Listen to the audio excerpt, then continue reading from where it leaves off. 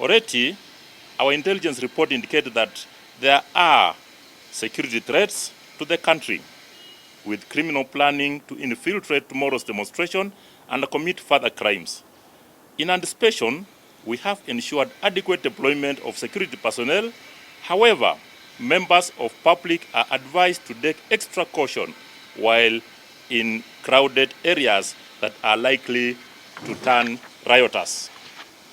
We also wish to caution members of the public against contravening the Kenya Civil Aviation Act and Protected Areas Act by avoiding trespass of protected areas such as Jomo Kenyatta International Airport and State House lodges. In brief, all those planning to exercise their rights of participation in public demonstration, presenting petition or assembling should do so in compliance with the attendant laws.